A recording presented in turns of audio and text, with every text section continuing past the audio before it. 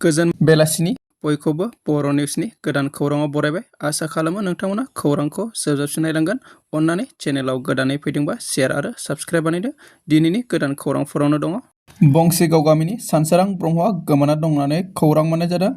क'क्राझार जिल्लानि सिङाव थानाय बंसिगाव गामिनि सानसोरां ब्रह्मआ थांनाय 25 अक्ट'बराव लोगोफोरजों गुजरातआव खामानि मावनो होननानै न'निफ्राय ओंखारलांदोंमोन। नाथाय थांबाय थानाय समावनो 30 अक्ट'बराव पुणे जंक्शनाव गोमायो होनना मिथिना मोन्दों।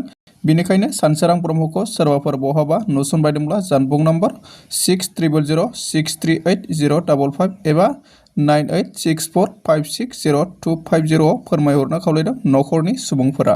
बिजिनि दख'रा एबसुनि सिङाव थानाय बिजनि सोलोंसालिमा फरायसा खौसेथि आफादनि बिसायख'थिया जोबनानै थाङो।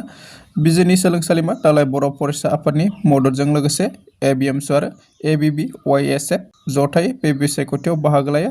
एबसु प्लास एबिएमसु प्लास एबिबिवाइएसएफ जथायै गासैबो आयदायाव बिजाथि होनानै बाहागो आरो 100% देरहासार जानो हायो। आफादगिरि बिबानाव प्रमिला बसुमतारी, गाहाय नेहाथारि बिबानाव फुंजा ब्रह्मआ गोबां भटनि फारागथियाव देरहासार जायो होननानै खौरां मोननाय जादों। सासे आइजोनि थाद'नाय गैयै नाजानायनि गेजेरजों गोबां सुबुंफोरा जाफुंसारदों।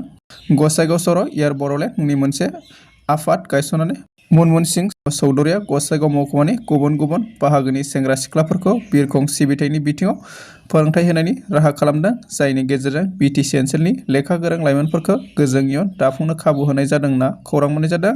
बिनि अनगायैबो बिथाङा बावैसो दावबायारि बिथिङाव आगान होबोदों आरो रायमना नेशनेल पार्कनि फारसे हादरारि आरो हादरनाङारि दावबायारिफोरखौ गोसो बोनो थाखाय गोबां राहा लादों होनना मिथिना मोन्दों।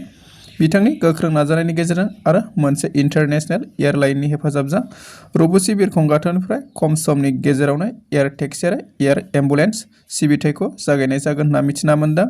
मनमोहन सिं चौधुरिया खौरांगिरिफोरनि सिगाङाव मिथियो बिटिसिजों लोगोसे सा-सानजा ओनसोलनि सुबुंफोरनि थाखाय हेलिकप्टार सिबिथाय, 6 मासि गोनां एयार टेक्सि, हेलिकप्टार आरो 8 मासि गोनां एयार एम्बुलेन्स होनाय जागोन होननाबो मिथिना मोन्दों।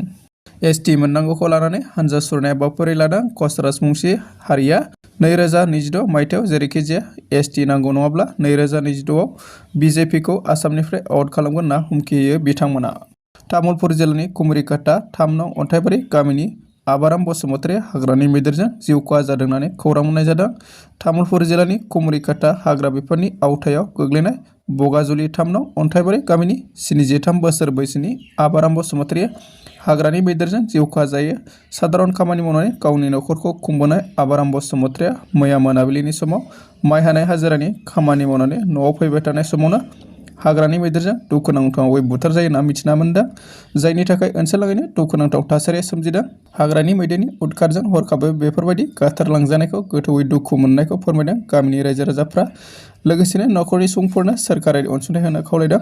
मख'नो गोनांदि बगाजुलि हालामनि दाब दाब गामियावनो सिगां समनिफ्रायनो हाग्रानि मैदेरा गोबां जायगायावनो उदखार खालामगासिनो दं। मानसिनि जिउ फोजोबनायजों लोगोसे माइ आबाद, गय बिफां बायदि गोबां खहा खालामगासिनो दं होननानैबो खौरां मोननाय जादों।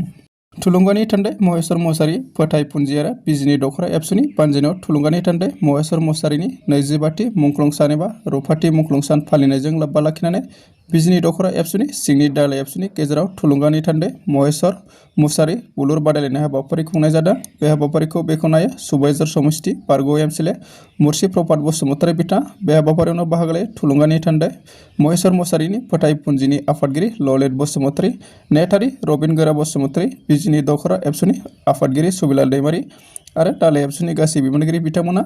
लोगोसेनो थुलुंगानि थान्दै महेश्वर मुसाहारिनि 25थि मुंख्लं सान एबा रुफाथि मायथाइ मुंख्लं सान फालिनाय हाबाफारियाव मन्त्रि उरखाव गोरा ब्रह्मखौबो बाहागो लादों होननानै खौरां मोननाय जादों।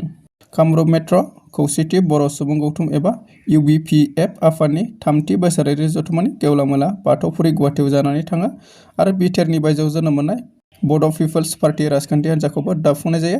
कामरुप मेट्र' खौसेथि बर' सुबुं गौथुम आफादनि बानजायनायाव कान' बर'नि आफादगिरि मासि लानानै सामलायनायाव बे हाबाफारिया मोजाङै मोजां जानानै थाङो होननानै खौरां मोननाय जादों।